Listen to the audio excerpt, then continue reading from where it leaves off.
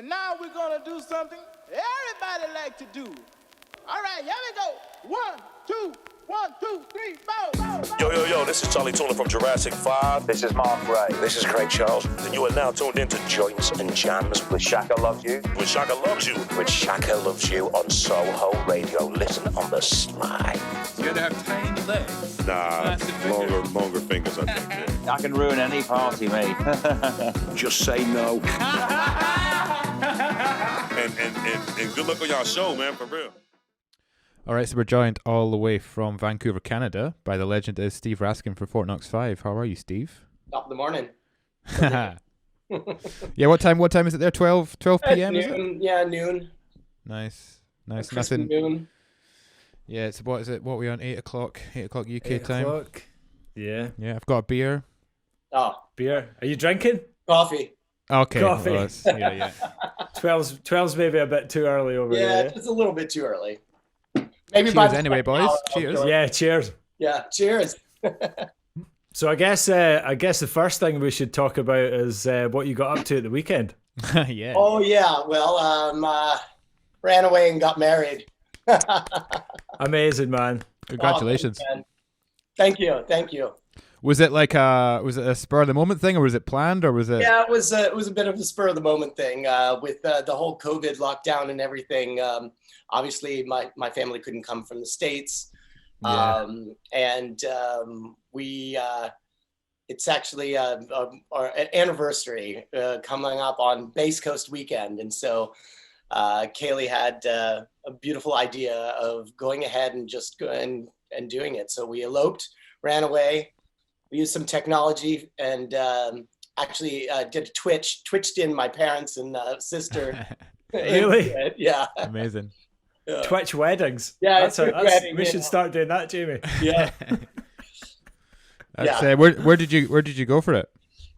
We went to this little place, Britannia Beach. It's right on the way up to Squamish from Vancouver. So we're in Vancouver right here. So it's basically right before you get to Squamish on your way up to Whistler. Gorgeous little beach. And of course, we had a beautiful Canada rainy July day. Right, between 2 beautiful days. But honestly, it made for some beautiful photos. Just wait until you see these ones. We saw the little snaps you put on Facebook. Oh yeah, and that was the other thing. Since we did do this as an elopement, we dropped the surprise on pretty much everybody.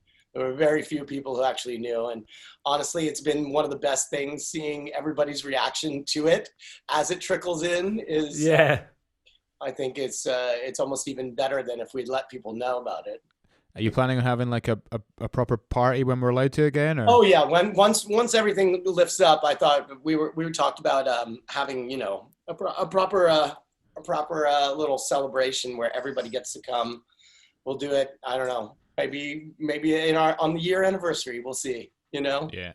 Yeah. Make sure you Twitch live stream it so we can all join in. Yeah, exactly. That way I can DJ my own anniversary party.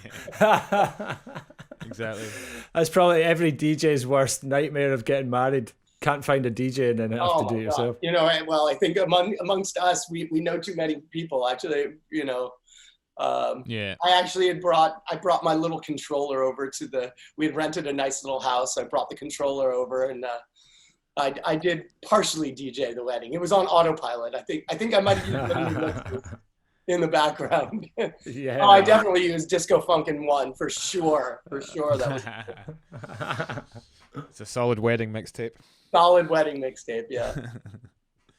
So last time we hung out properly was last summer, wasn't it? You came over. It was about a year ago, exactly. Yeah. That's right. Yeah, because it was June.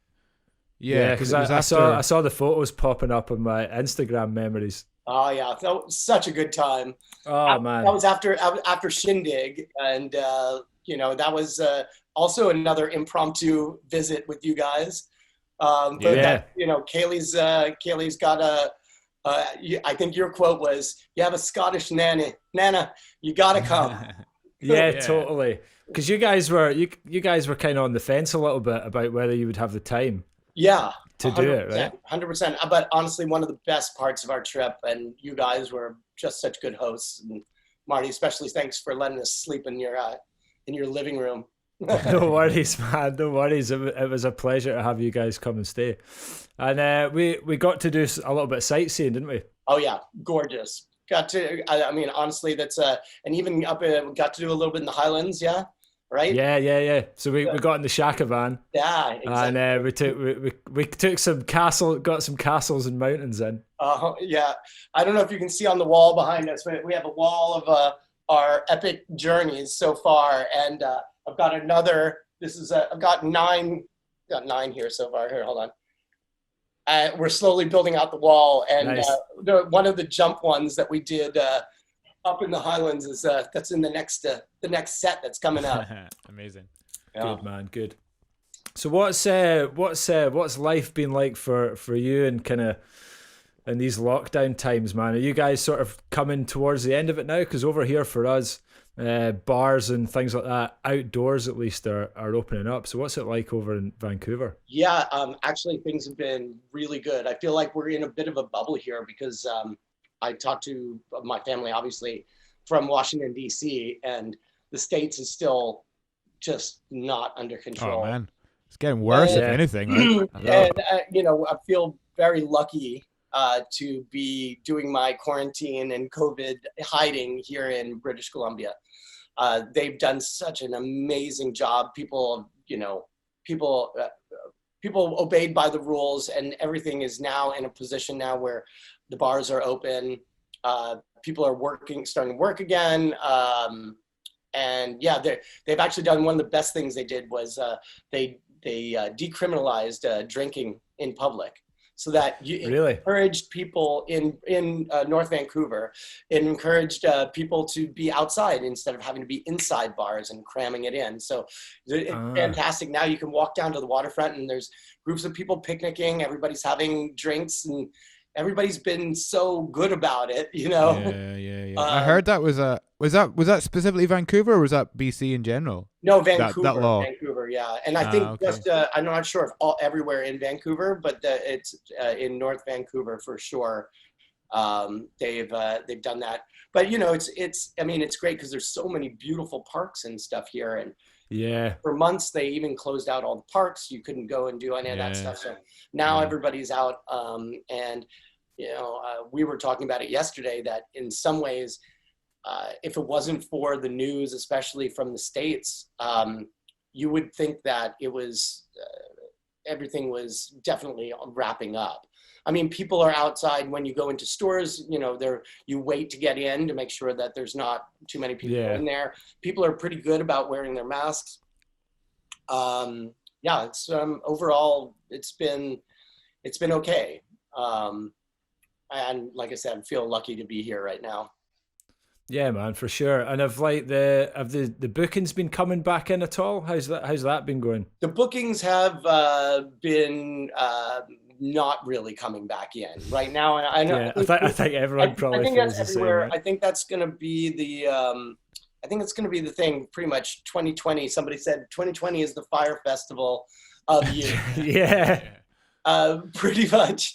We've all been adapting, and like I love your shows, and like I've actually been really enjoying doing these live stream things too. So have we, man. Yeah, man. I think the hardest part for us is that we're, I think inherently what we're doing is a conversation between people too. You're not just playing dance music to dance around by yourself in the living room, but it's been really interesting to see how these have gone. And Tyler Sticky Buds has really blown up his direction by doing his different strains show. And then you got A Skills and Z Trip and those guys doing their raid streams. I think people are finding ways of making something that's very static into something that's exciting now.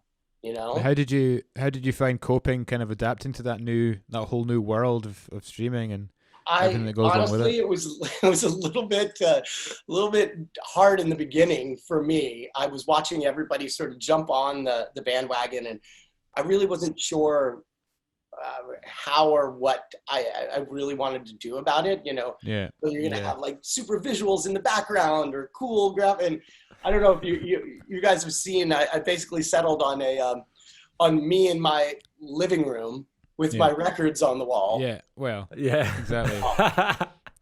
It's my living room. Don't spoil it. Anybody who watches this, it's in my living room. That's the bottom line. But I've been changing up my records as I go. But yeah, no, I mean, that's just sort of deciding on a format and deciding on, when. I mean, because, before you were only competing in the city that you're playing with so many venues to the show. Yeah. Now you're competing on a worldwide stage to get attention, to stake out a little niche, to keep your fans entertained, to not overlap anybody else's shows.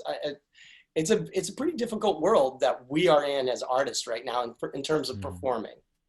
Yeah, we've been kind of lucky to get a few sort of live stream gigs, as it were. Right. And stuff like that. Apart from, because we do like a Sunday brunch thing on a Sunday. Right. 12 till 3, and it's been funny trying to figure out how to kind of get booked for these kind of things, and that sort of stuff's been really cool, getting booked for those kind of ones, man.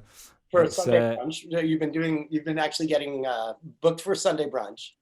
Well, we do it every week, kind of 12 till 3, right, on our own thing.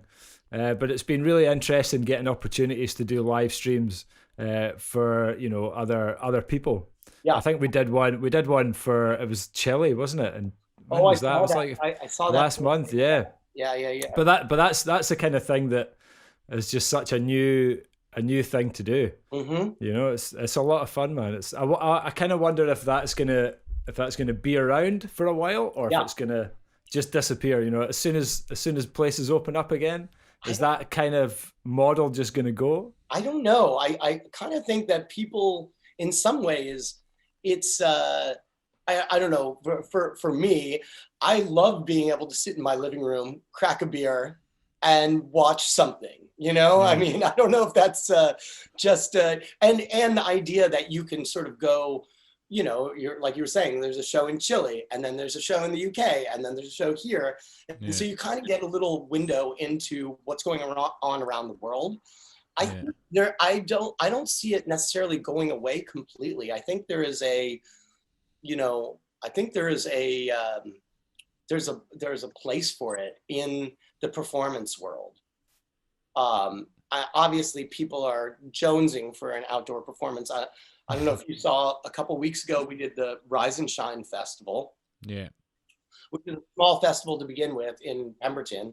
But they decided, because they already had the infrastructure already built, they had the stage, they had the, what they normally would do. And we did a small 25-person performers and staff party and broadcast that. So amazing. That's an interesting thing too, because so you get these feel like a festival, with a small group of people, and then other people sort of watching it as it happens. Yeah.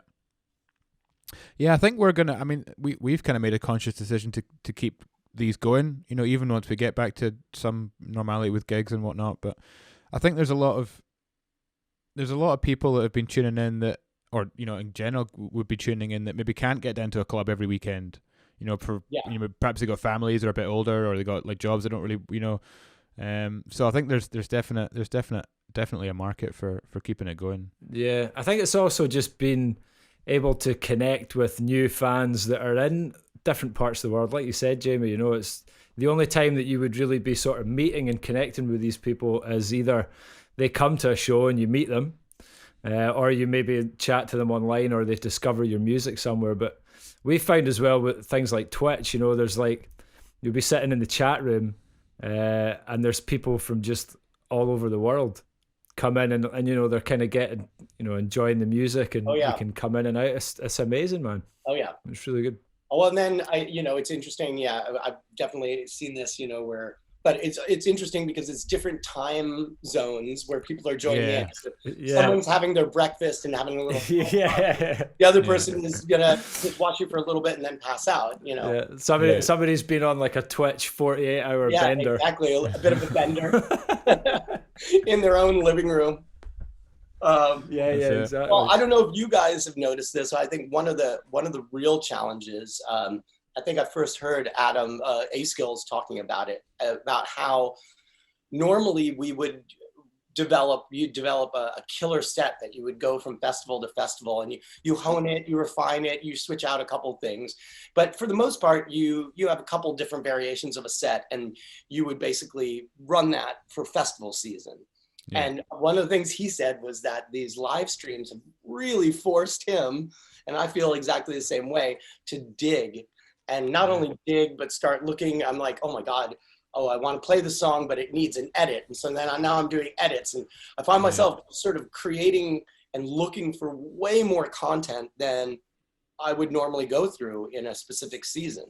You guys have the same thing? 100%. Yeah. Cause like, you've got one gig out of a set, and then like, you can't really play it. Wait, I mean, you could play like some of it again, but you can't play the same thing again because people are just going to tune out like instantly. So you've got to like, but it's kind of like, it's let the DJs that have that maybe knowledge or have that ability to dig a bit deeper. They've kind of risen to the top, I think, in the live streaming world. Think, it's what for me, one of the things I've been loving watching Krafty's like sets. I love because it's like, I mean, the fact that he spans so long, but digging from old school hip hop to old school breaks and stuff like that. Hearing tunes that I have not heard in ages. Ages. And they're still good. Yeah. And like it's part of it being a DJ, man. You've got to be able to get digging and get busy in the crates and and it's like like you said, man, it's been I've discovered so much music over the last 3 months. Like way more than I would have like normally, like so many amazing DJs. You have to look for it now too. Totally, but also other DJs in live streams. Like I've pretty much constantly got Shazam on, like when I'm on Twitch, just like whether it's your sets or Next Man or Z Trip, whoever it is. Like there's so much, DJs that we wouldn't, especially us being in the UK, like we wouldn't get to see live that often. Right. We might be lucky and see them once, maybe once a year, but we're getting to see them every week at the moment doing their thing. So. I've been enjoying the Next Men's show too. So good, man. I've not seen those guys in such a long time too. Well, and that's also one of the fun things about being able to pop in to the chats on these Twitch streams, and then people are like, they're like, Steve, like, what are you doing? Totally. It's gotten me personally to reconnect with a lot of people that I've played with over the years, and because of where I am now too, like that I don't see or haven't been able to see in ages, For sure. So we want to get into talking about Fort Knox Five, obviously, in a bit. Oh, Marty's had enough. See you later, Marty. I'll wait till Marty comes back. This is getting edited anyway, so we can chop. I'll see you later, right? Sorry, I could. My girlfriend's just come back. Bethany's just come back. Oh, and tell Bethany I said Opie, I certainly will, man. And Opie is going wild. Oh, where's Opie? He's gone. Oh, he's gone. Okay, he's gone. He gets banned from Zoom calls. So sorry about that. Okay, guys. Sorry about that. That's all good. You're editing it anyway, Marty, so I don't care. I know exactly. It's super easy. So I was just saying that I want to get into talking about Fort Knox 5 in a bit, but I want to take it back because before you got into electronic music and the funk side of stuff and the stuff you're perhaps known more for today, you were big into the punk scene and the indie rock scene in DC. Did you grow up in DC? Yeah, I grew up in Washington, DC. It's been like DC, born and bred, went to public school there. And growing up for me was, especially in the 80s, there was really two kinds of music in DC, and it was punk rock and go-go.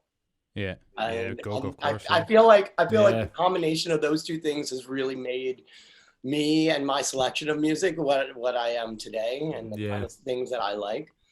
but yeah, I was I would say late 80s, early 90s especially. I was very involved in the DC punk scene, and I was in this band called Edsel, which was named after Henry Ford's son. It was also the car that almost bankrupted Ford. So the guys thought that was a pretty punky name. But we were in the early 90s, we toured and played shows with like Jawbox and Girls Against Boys and Fugazi and all the DC scene. And early on, I got invited to, I met the band. They had already existed, excuse me, as a 3-piece. And my friend Eli was producing the band, and I was doing graphic design. I had just come out of art school, and I got introduced to the band to design their first single and to design their albums. Not first single, design their albums. And so I ended up hanging out with them, designed this record, and by the time we'd finished designing the album, I was in the band. And I think one of my first shows was, I'm spacing right now, but it was a big band, like 9 Inch Nails or something like that. We just like thrown into this concert, you know. Wow. And and then I toured for years and playing with them. But because of designing that album, I got introduced to all the other bands in the scene, and I started designing for them. So, and then I went from doing Edsel to Jawbox, Girls Against Boys, and then I started designing Bad Religion's records. Wow. Because my friend Brian Baker, who is from DC, was part of Bad Religion. So all my stuff, everything that I did was always like word of mouth. But then as those bands started getting bigger and bigger and getting signed to major labels, then I started designing stuff for major labels. And I designed this band, I don't remember, Ash. I remember Ash. I did one of Ash's records. I've done some, and so I was actually looking through Discogs recently because Pete and I were talking about this on Small Talk. I was like, oh, there's a lot of records I don't remember off the top of my head, but I have a vast catalog of my design stuff. But that was all tied to the indie punk rock scene, and then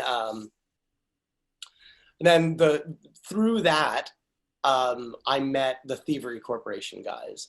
Yeah. And I was recommended to them to design the look of the label, and they'd put out maybe 1 or 2 singles before I met them. And then I got brought in to start designing their first album, Sounds from Thievery Hi-Fi, and then all the singles consequently after that. And so then through that, then I got introduced to them as an artist too. So it's all one big giant circle of design and music and punk rock and all that stuff.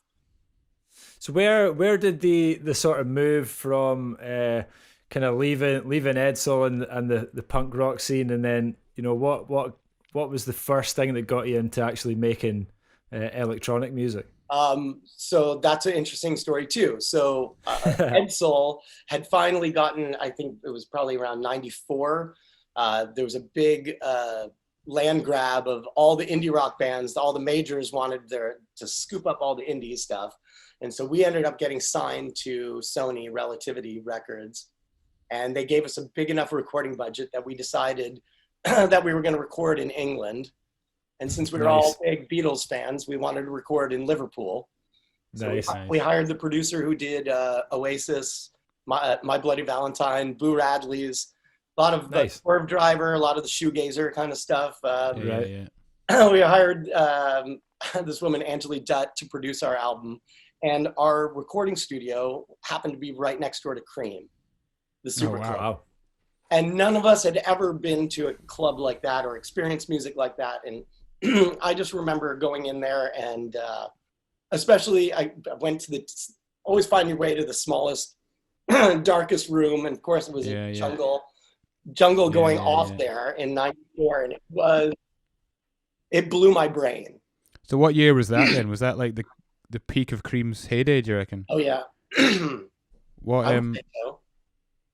What year were you in? Oh, 94, 95. Oh, okay, right. Yeah. And then I remember thinking that jungle to me sounded like Bad Brains, DC punk rock group Bad Brains. I felt like it sounded like Bad Brains on speed, and Bad Brains was already playing speedy punk stuff, but it had that, the raga reggae kind of influence on it. And I fell in love with jungle right away, drum and bass jungle. And between that and sort of DJ Shadow and a lot of the down tempo artists, I got really into sort of the idea of marrying those two sounds together to make a down-tempo, jungle-y kind of thing.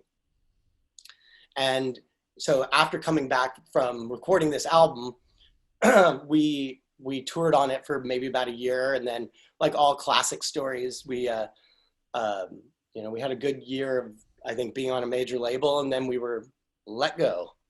Oh. And then after that, that's when I decided to sit around, and I was like, so this is probably, we ended up continuing on doing more indie releases after that for a couple of years. But it also coincided with me experimenting with a lot of electronic music. And that kind of started you on the journey towards Fort Knox 5 then? Yeah. So the journey then became, coinciding with the album design, as I met Thievery Corporation and just started designing their records, I kept wanting to show Eric my music.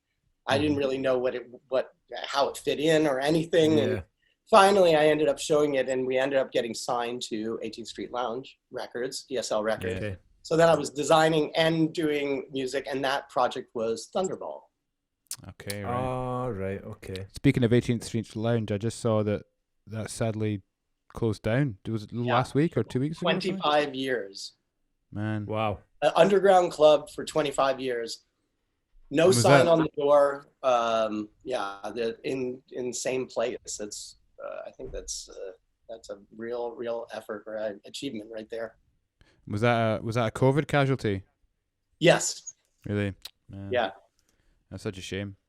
Yeah. I'd heard, like, obviously I've never been to DC, but I'd heard about that place and the label, and a lot of the artists that seem to have come out of there are fully respected and enjoyed their music. So yeah, it's sad to see places like that. They're obviously like grassroots places. Oh yeah. Going down. Yeah. And it genuinely was a magical place that encouraged a lot of music. I mean, obviously, the whole 18th Street Lounge roster went through there too, and from people all over the world coming through, even like jazz artists like Tito Puente and like crazy stuff. Wow, really? Come through and play. Little shows. Yeah, it's a shame. I mean, I've not seen too many places like that happening in Glasgow yet. I mean, you came and did a show with us in Glasgow. Yeah, Sleazy. At Sleazy's, Nice and Sleazy's, and that's another one that's been going for probably about the same time.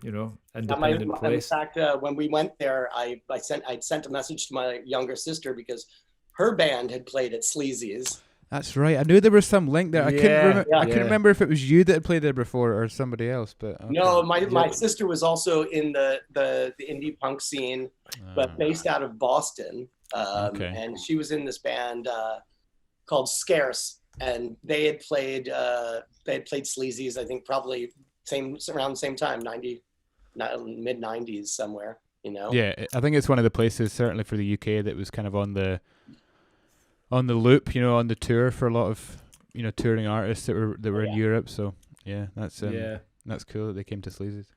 Yeah, it's a fun spot. So there's another thing that we were watching your chat with Small Town Pete on the Small Talk thing. That was really good. Yeah, I thought it was really good, really interesting. Because I'm be the first to admit, I'm not like, I don't know a lot about punk music. It was never really part of my youth. So it was interesting to see like how that was obviously a big part of your life, and then you kind of evolved into the kind of more what you do now, the funk side. But there was something that you said really early on in the chat, which I kind of I thought was cool, and it was just that you've always had this, or when you first started out, you had this real big kind of DIY attitude towards what you were doing, whether it was, you know, putting on your own nights or putting on gigs or starting a record label. And is that something you've always kind of, you've kept with you and you still kind of have today, this kind of DIY mentality? 100%. I mean, I think in the context of what I was saying with Pete was that one of the main things in the DC scene was that there was no real radio support. There was no big label stuff. There was no real big clubs and stuff that we could play at. And so rather than sort of pining away at that, the whole attitude of DC was put on shows, put out your own label, you know, Discord, all these things that I grew up on, that the ethos of this DIY kind of ethos laid the foundation for what we do and what we started and what we continue to do today. Yeah. And I think, I mean, it's interesting now. I mean, our first Fort Knox stuff came out early 2000s. I mean, we're you know, I think our inception date was like 2003, and early 2004, 5 was the first singles and stuff like that. And we're still running this as a small independent little label from Washington, D.C. Just yesterday, I got a message from Andy, our label manager, saying that we just won the Whammy, which is the Washington Music Award for Best Electronic Group. So amazing. Well done. Still going strong, you know? Yeah, I mean, it is cool to see that independent record labels can still go and still survive in today's crazy for sure world. Well, I mean, and you know, I think it also helps that there are, you know, guys like us, and like even labels, and I'll throw, you know, from Westwood to Bomb Strikes to Jalapeno to these are all still they're small labels with small roster that have a focus. And there's I personally such a big fan of the music that comes out of all of those, and I like to support those. And I feel like all the artists, there's a nice network of performing artists who do support each other and help champion the music. I mean, I play at least one of your songs in my set, in every set, 100% without doubt. Thanks, man. It was actually one of the best gigs. We're talking about Nice and Sleazy. It's one of the best gigs we've had. I'm not just saying this because we've got you on right now, but it was genuinely one of the best nights we've had in there when you came up and played. Obviously, it's way more fun playing with someone else apart from me. Very nice. No. I mean, just like another DJ is like it's a different thing, but yeah, it was great fun. Oh yeah, no, and I love, like, that's one of the things especially when you meet like-minded people, just to be able to, I mean, doing an impromptu set, flowing back and forth, you know, I mean, is honestly one of the most fun things in the entire world, because you get, you know, what somebody else puts on, you can in turn, you get excited about, and then it becomes this nice tug of war. It's honestly, it's something that that John and I had when we were playing together, and it's nice to be able to play with other people and have that sort of like-minded approach to things. Absolutely, yeah, definitely, man. One of the things that I love about Twitch is that you can literally, instead of being like, "Hey guys, we are going here," and you just kind you suggest it, you literally take everybody and drag them along with you. They don't have to stay, but you drag them along. Have you done much of that? Have you done So we started like on the Sundays. That there's quite a nice flow to it now. So Dre kicks it off. Actually, Ted kicks it off. He does like a Sunday what's he got, morning coffee thing, like 10:30, and then we pick up at 12. And in the last few weeks, the next men have taken over from us at 3:00. So like. And then they usually hand over to, do you know Toby One? He was at Shindig. Yeah, Toby One, of course.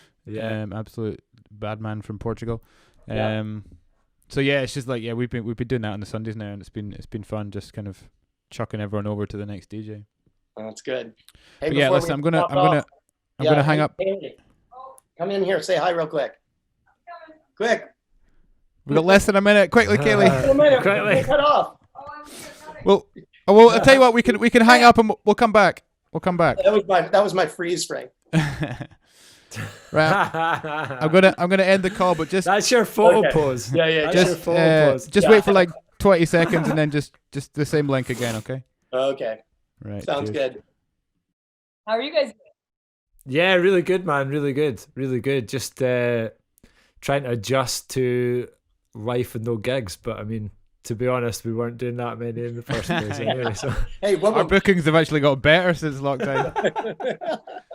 Yeah, and whatever the budget is, when you get booked, you get the whole thing because you don't have to worry about travel. Exactly. Don't even need to get dressed. Yeah. Steve played someone's birthday party recently, and the fee was, if you had to fly there, it would have washed it wouldn't have worked. Yeah. Do you know, that's a great idea, doing like personal, like private live streams for people, man. Oh, I'm doing one this coming Saturday for this group called Touch of Class. They have 1,000 people in their group, and they do these Zoom dance parties. And amazing. Yeah. And they were like, they reached out, they were like, do you want to play our Zoom dance party? I was like, sure. Let me check my schedule. Hold on. Did you see that? I think it was the States, probably. That COVID party. Yes. Was it the States? Yes, it was in the States, and it was it might have been the Ozarks thing, where they're having these parties where, basically daring each other to try to get COVID. Yeah, so someone at the party has it. Yeah. Someone at the party, and then like they're all just like seeing if they get it, and then one guy got it and then died. Yeah. And you're just like, well, that's it. Like that's a bit of that is the that's natural selection, right? Natural selection. Literally, it is. Yeah. Terrible. Of course, We're pretty lucky because BC has, like, the New York Times did a piece on how our public health doctor has been killing it, and how she did the lockdown properly and how she's done the reopen properly. So I was saying to Steve earlier today that BC, we're like looking at the world through this like rose tinted bubble because COVID's still everywhere, and people are still encouraged to wear masks in indoor public spaces, and like I'm bartending again, and we're socially distanced, like 50% capacity and whatnot, but everything feels pretty normal here. Yeah, for the most part. Yeah. I told them about the parks and stuff too, about being able to drink in public. Yeah. So, I know. What a win. Yeah. You're lucky. They wouldn't do that in Glasgow. I think if they let everyone drink outdoors in Glasgow, we'd regress a couple of decades or something, probably back to the 80s. Yeah. Like Mad Max in a week. Yeah, exactly.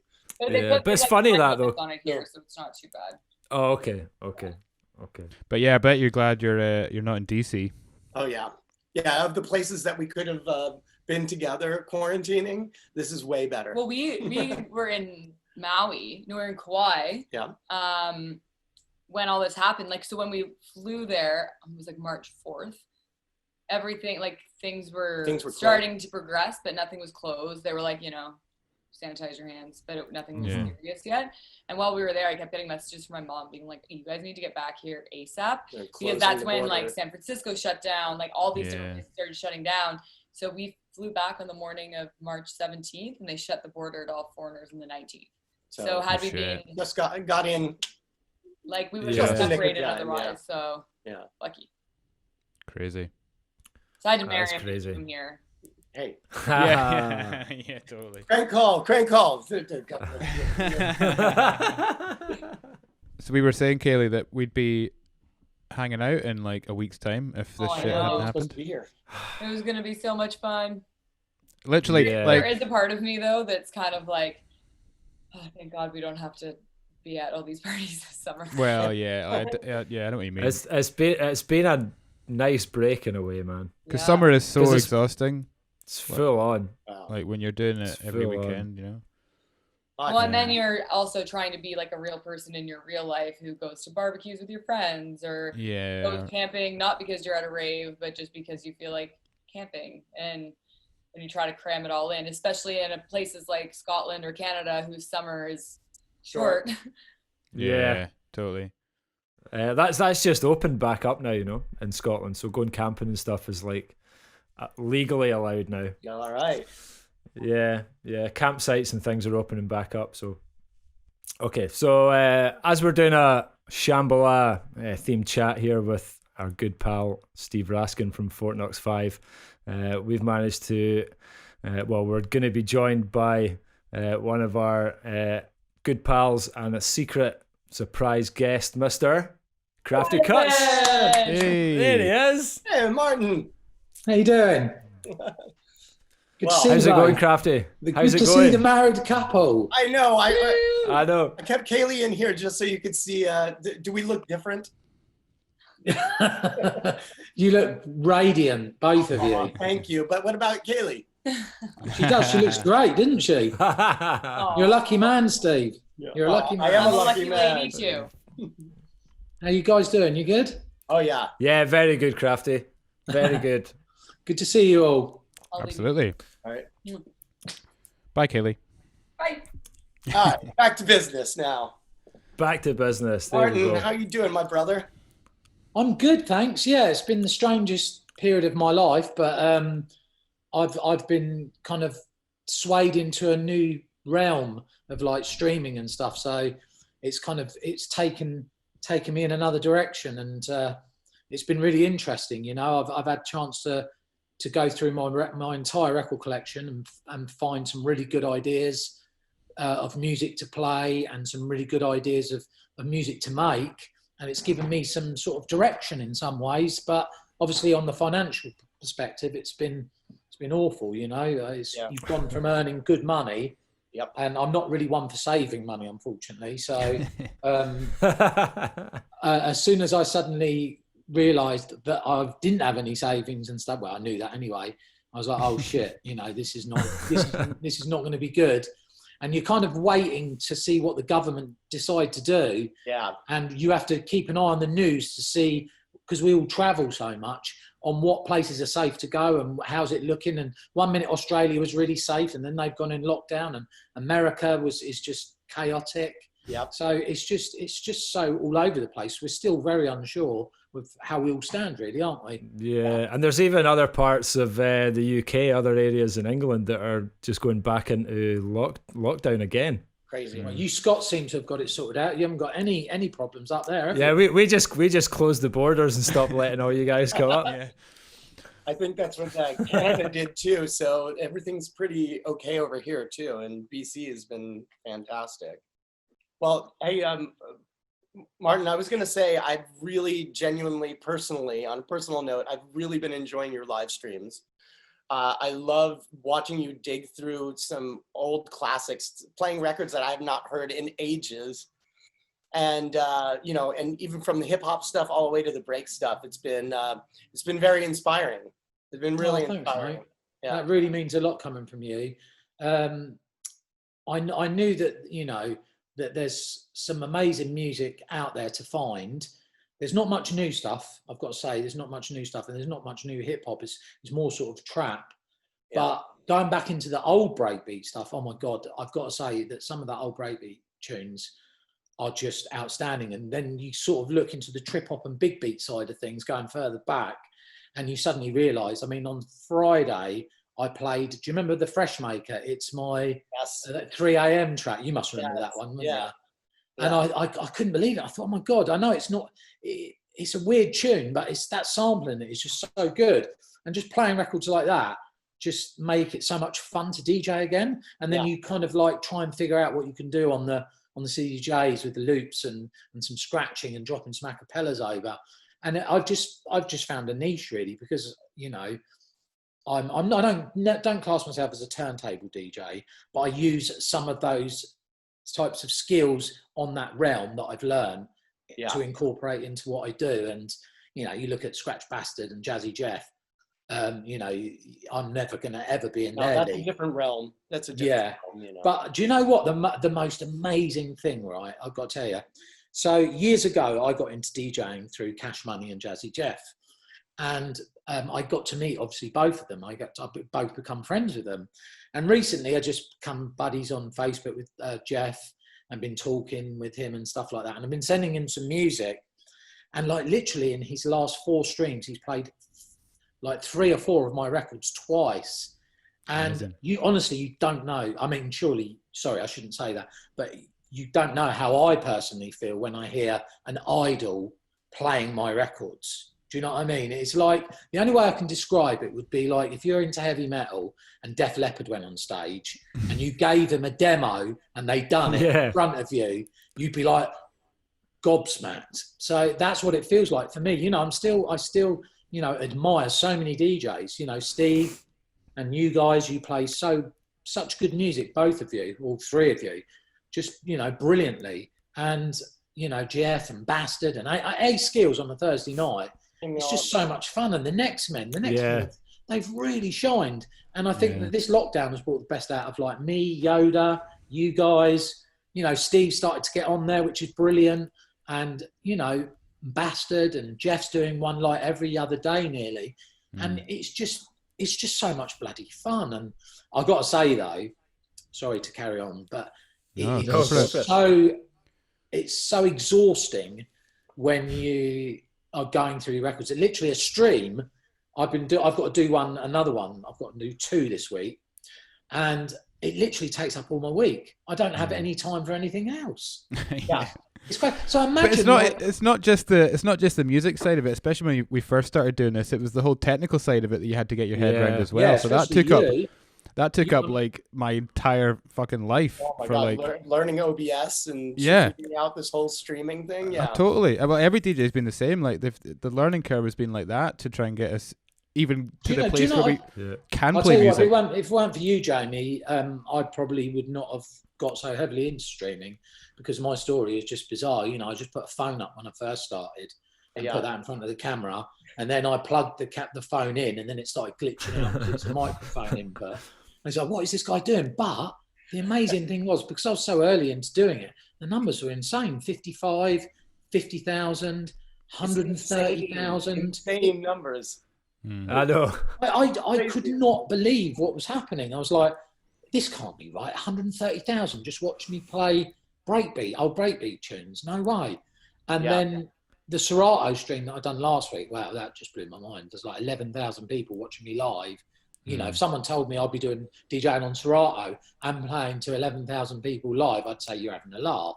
I'm going to be doing that. I mean, I've played to 10, 20, 40,000 people live, and on a stream, it's really weird. No one's there, but there's 11,000 people in the world watching you live. And you think about this, right? Because I don't know if I'm right in saying this, but when you do a stream on Twitch and Facebook, there's going to be people who are watching it in the room with other people. And there's also going to be people who haven't got an account, who might just be browsing, looking. Oh, yeah. So the numbers could be even far superior than that. You're talking, it could be double. Yeah. So, you know, that is the power that streaming and personality and what people have grown to think of us all. And I think that, you know, it comes across, you guys, the way you do your sets. And Steve, you're brilliant with your funky breaks and funky beats. It's just, you know, we all stick to what we're well known for. And I think that's what people love about what we're doing at the moment and making the streams so exciting. And I think that, you know, it's going to carry on, because it doesn't look like the clubs are going to be opening again too soon. No, we were just talking about that. We were asking Steve if he reckoned that, you know, even once we do get back to some kind of gig end, are you planning on carrying these on? Do you think you'll make them a part of your world, or will you be quite happy to kind of? Yeah, I mean, it'd be nice to get the best of both, because don't get me wrong, I do get tired with the traveling, and you know, you miss your family, your girlfriends, etc., and it does take it out of you, and it is a stress. The anxiety levels of being a DJ is quite high sometimes, you know, just getting to the airport on time. And every time I travel, I always forget something, whether it's toothpaste, underwear, socks, every time. And I don't do a checklist, and I know I should. I mean, I've forgotten my passport a couple of times. Mark, it's been a long time. You think you'd have it down I've done that by now, you know? I know, wouldn't that be brilliant? An app that tells you, it just like signals. So you that would be a really good app, Steve. Yeah, because if you set a timer on your phone that said you're leaving at 9 o'clock, that's right, and your timer said, or it buzzed to you and it said, do not forget your passport, do not forget your socks, pants, underwear, and toothpaste, you'd be like, oh my God, yeah, I've forgotten bloody toothpaste.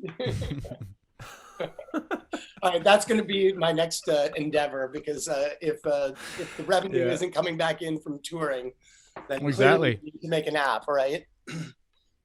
So yeah, we wanted to bring you in, Krafty, because obviously this weekend, when we're recording this, when this actually goes out next week, we would all be hanging out, hopefully at Shambhala, in Canada. Yeah, and just wanted to kind of chat to you guys about how that festival is. I'm rocking a living room t-shirt. This is yeah. Oh yeah, man. Nice. How that festival has kind of like steered your guys' careers and your friendships, you know, because you've obviously played there together in the past, haven't you? Yeah. Yeah, we've been playing Krafty. We've been playing there a long time. I mean, I think this year was going to be my 16th year, something crazy like that. Obviously, when we started, John and I doing tag team sets and stuff like that, and that festival, more than any in the world, has been, for me personally, one of the foundations of where I look for cutting edge music, where I look forward to seeing my peers, where I look forward to like being inspired and being able to perform. It is the people, the place, and the performers have made that a unique place that exists nowhere in the entire world. Yeah. Do you find like the friendships that you have in kind of the DJ community in America and sort of North America and Canada, is that a time where you guys can all generally, you'll always be there together kind of at the same time each year? Yeah, it's like a kind of a good hangout time, you know? 100%. Yeah, I mean, we made so many friends there, and there's so many people, you know, that we all know each other. Do you know what I mean? It's brought a relationship between Canadians and English, like even higher level, because the Canadians and the English and Scottish. They're better. Sorry, yeah, and Scottish. The British, I should have said British. Sorry, the Scottish. The Canadians are like, for me, the Canadians are like some of the nicest people you'll ever meet. Oh yeah, for sure. And they've got so many good things going on there. You know, the scenery, the food, and the way of life, and you know, just the way the country's run. It's a beautiful place to live. It's a beautiful place to visit. And you know, when you're at a festival in the mountains, like Steve said, hearing the best music from all over the planet, with the best DJs from all over the planet, in the best location from all over the planet, some of the best stages, is so unique. And it's like one big family all together. And it's like all the DJs come see the DJs play. It's, you know, there's no festival that I know where DJs go to see other DJs other than Shambhala. Yeah, there isn't. I mean, we went as punters in 2015. That was the first time that we met you, actually, Steve. I think after Shams, we went to a pub. We were staying at Skeeter's place, Dave Rowley's place, and we ended up meeting you. But you know, talking about Krafty, you were saying about DJs or watching other DJs. I remember we were lucky enough to be hanging out on the Fractal, kind of, well, the backstage, but just the stage, because, you know, if people haven't been before, the stage on the Fractal is right in the middle, and everybody, you know, all the DJs and everyone's standing there.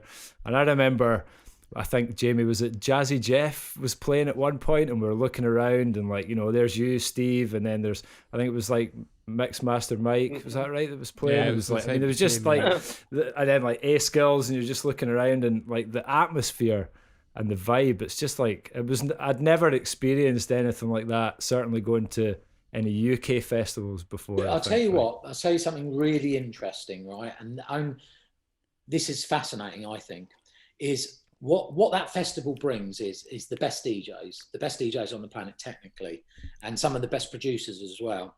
And there's a difference between DJs and producers in terms of when they play. A producer will is technically probably not going to be like as swift as a DJ. So what it does is, if you've got like people that you work with, you can combine, and all the DJs make some of the best music and edits with, if there's a duo or whatever. So, they go there with their A game. So the punters know that they're going to hear the fucking dopest tunes ever. Shit that they, remixes of maybe a classic or bootleg or an edit or a brand new, Plump Stanton's, A Skills, Grizz. It's just going to be incredible. And then you've got the drum and bass stage and dubstep and et cetera, and bass. You're just going to hear some of the most incredible music played. And like when you watch A Skills or when you watch Stanton Warriors or myself, that we're going to bring those monster tunes, like next level. And we're also going to plan a set that is so good in our eyes that people are going to be literally gagging to see you play. So when you've got that buzz before any of the big DJs are on, it's quite mind-blowing, really. It's electric, isn't it? Really? I was going to say, too, I know, like, you're talking, Krafty, about, like, bringing the monsters and stuff like that. Every single person who performs there brings their A game. Yeah. Not, and it can be a genre that you're not even that fond of, but you're going to go there and you're going to hear some unique and mind-blowing music. Yeah. And I know for myself, you bring stuff that people, you want to make sure you have something that no one's heard before. A lot of stuff that's debuted at Shambhala is then played and released for the entire year afterwards. Sticky Buds, Tyler, for example, before he started doing these different streams, he would do one mix a year, and it was Shambhala, and that mix was fresh edits, fresh tracks, all exclusive stuff, and that became the first time ever that anyone would hear those tunes. And he's another example of an amazingly technically gifted DJ and producer. Oh my God, you watch his show and he's brilliant, and the amount of effort that he puts into his show. And you've got to remember, he was not aware of all that stuff that we do on streams beforehand. And then suddenly, look how good he does his streams. I mean, out of everyone's streams on the planet, there ain't no one who can touch his streams. Over the top notch, It's definitely insane. Like it's Vegas style, but brilliant, brilliant Vegas. Yeah. He fucking brings AAA game to the table with that stream, and he's such a good DJ and he's such a nice guy. Yeah. Amount of effort, and that's what I mean by the streams. When I do my streams, I have to load about 24 crates of records up onto my table as a nice backdrop.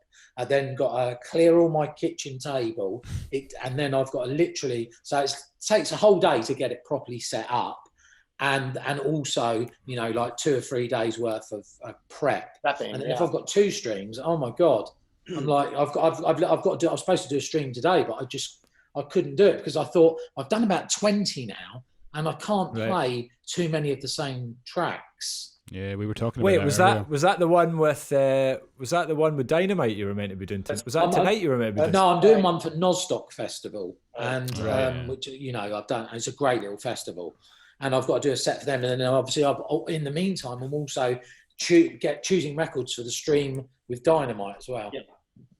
That's right. Looking forward to that one. That one's going to be on Friday, right? Martin? Oh man, I'm so Friday. Excited. We're going to do all of our tracks that we've done, all the best tracks. We're going to do them live, and I'm probably going to cut up some breaks, and we're going to chat to the crowd and have fun. And we'll hopefully both be bringing our A games, let's say, and absolutely smash it out of the park. Amazing. Right, so we've got that 10-minute warning again. So there's a couple of questions. Really? I know, man.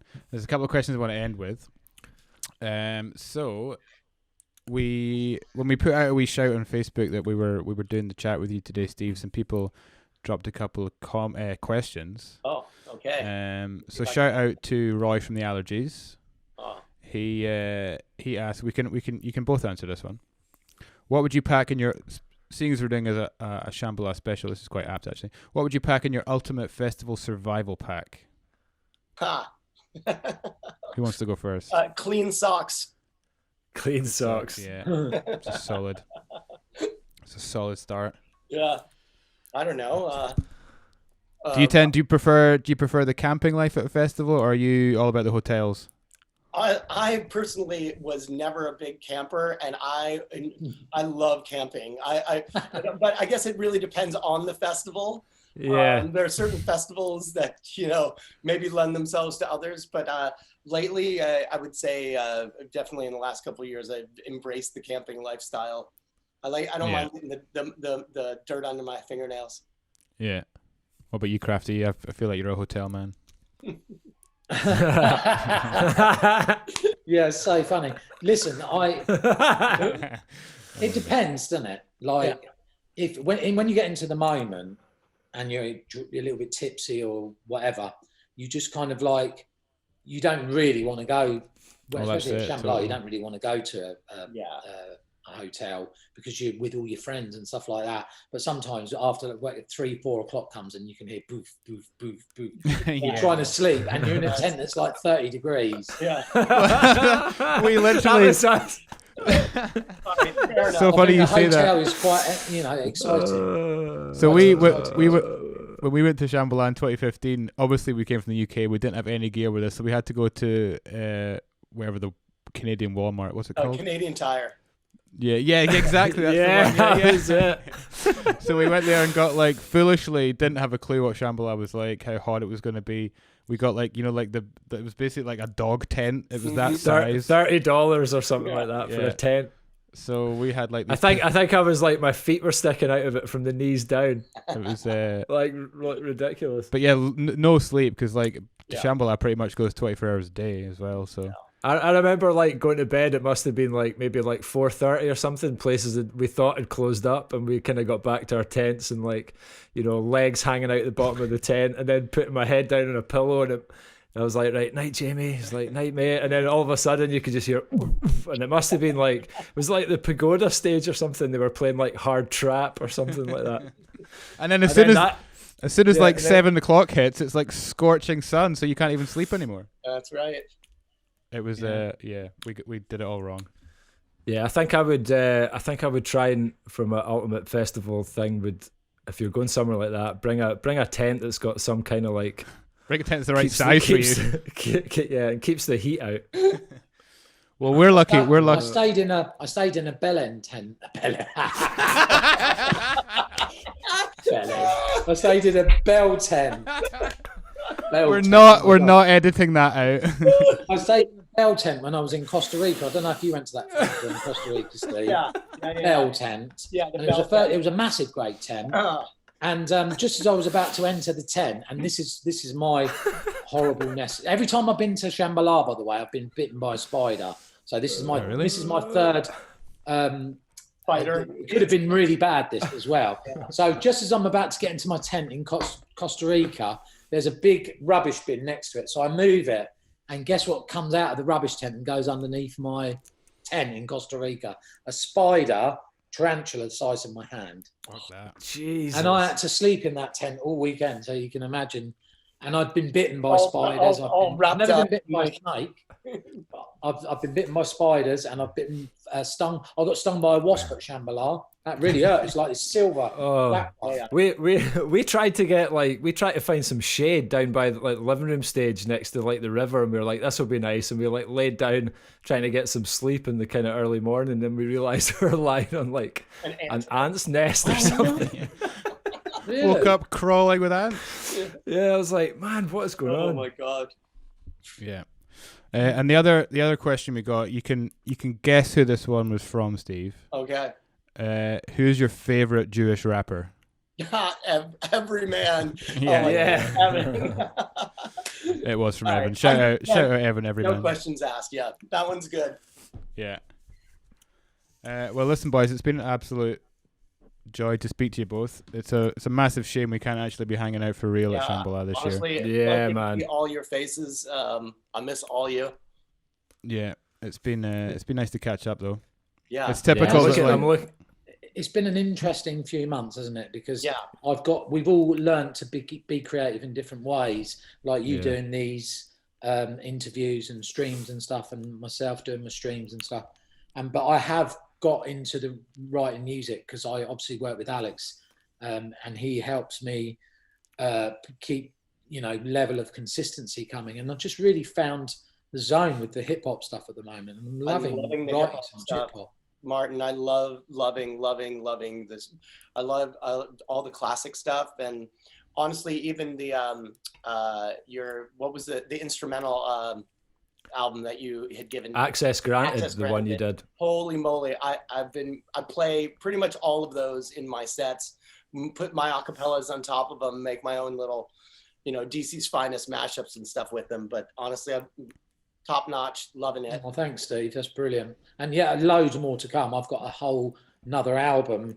I've got some more. I'll send you some stuff after this phone call. Send me some. Yeah. And it's exciting times. I think Jamie and Marty will tell you that they've started writing some stuff and they're doing a remix for me. I've got to speak to you about that, Jamie. Yes. You've been away though, haven't you, for the last? Well, I'm literally just back from staycation last night. So yeah, I'm just getting back into things now, and yeah, I'll call you tomorrow. But no, it's really lovely to see you, Steve. And lovely to see you too, Martin. And Jamie, we also have an old project that we need to dig back up again. I think you sent it to me, so now I got to work on it. So I owe you, you owe Martin. But we'll get something done. This is the summer to do it. We've all got a bit more time on our hands. So yeah, Martin, send me along some stuff, guys. Yeah, no, I'll send you some stuff. I'm working on a new album at the moment, and it's just going to feature loads of different artists. Usual clan on there, and I wrote. It's more like funk and hip hop stuff. There's a couple of breakbeat tracks on there, but I'm really excited about this. How are we doing for time there, Jamie? 2 minutes 20 seconds. Oh yeah, that's right. So yeah, just basically in the zone at the moment. I'm going to be in the studio tomorrow, and I've got to finish off a couple of tracks. And like I say, Jeff's been playing a couple of my hip hop tracks, and Bastard hit me up last week. So it's very exciting times for Krafty Kuts at the moment. Good, good to hear. What you got coming up, Steve? Anything you want to shout about? I'm also working on, I got a couple of things, like our little collaboration. This has been my time. I've also been trying to sort of realign where I want to be. And Dre, X-Ray Ted and I started a little collab. I've started collabs with 5 or 6, 7 people. So it's a matter of staying focused now and getting the inspiration. But I'm telling you, it's super exciting to see what everyone's doing and to vibe back and forth. So that's it, man. Yeah, man. Right, that's a nice place to end it. Thanks so much, guys. It's been great to catch up. And thanks for having sorry us. We can't be hanging out for real, but we'll hopefully see you all soon. Yeah. Yeah. Thanks, guys. Thanks, guys. See you guys. Lovely to speak to you and see you. Yeah. Cheers, guys. You too. Bye. Peace. Bye. Ciao.